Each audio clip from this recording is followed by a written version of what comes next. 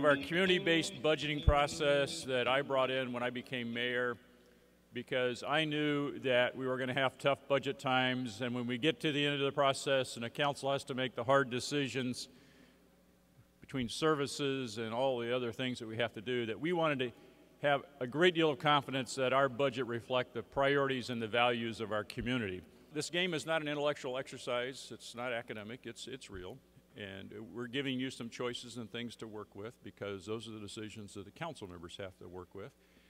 It's not 100% certain, but it's really important. So I thank you for engaging in this, and we appreciate this. The green sheet of paper represents items that you can fund if you have enough money. On the red sheet, you will see cost savings and revenue generating proposals. If your table unanimously agrees on a cost saving or revenue generating proposal, your facilitator will distribute that amount of money equally to each player. Once you have money in your hands, you can spend it as you see fit.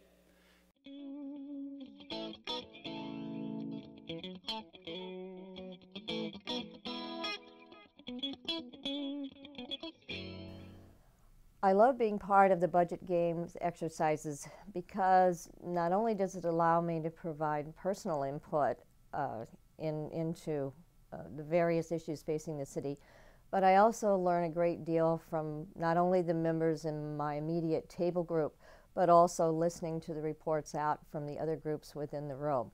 Every time you come to this event, there's a real energy from the interaction with the other people that are at the table, a great chance to get some different perspectives, and an interesting game to see how hard the decisions really are that have to be made as we go forward.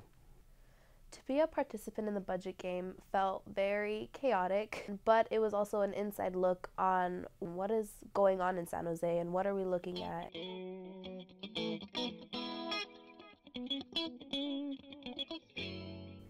I think that the hardest decision that we tackled today at our table seemed to be the police and fire, both whether to cut them and how we restored the services. It was hard to try to get them to understand my point of view, and not just mine, as youth and teens as a whole, really. We did not reach agreement with regard to the revenue. It was much easier for us to come to agreement about how to spend money, but raising money was a much more difficult position.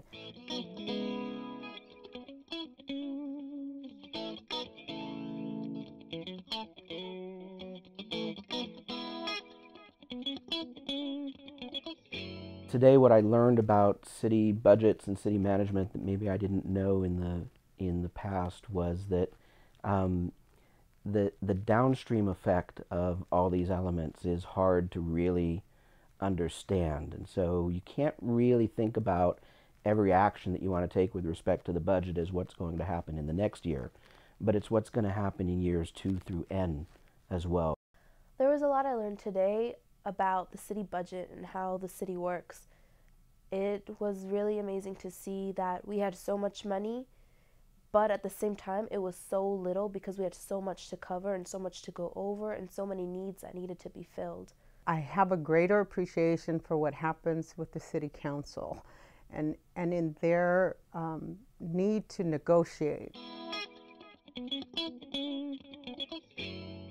My advice to the city council as they continue the budget process would be to talk to your constituents, to make sure that you're talking to the neighborhoods and the communities and to the leaders and to the citizens, and not just the neighborhood groups where people have self-identified as leaders. My best advice to the council when discussing the budget in June would be to also look at the youth and take what they say seriously. I don't think they really think we care about politics or what happens, but we do have a voice, and I would like to be taken seriously in what I think should be happening in San Jose. So I think the best advice that I could give the City Council as they wrestle with the budget issues coming up to May and June in particular is to listen to the community. That's both residents and businesses and they have to be representative, but they have to make the hard decisions.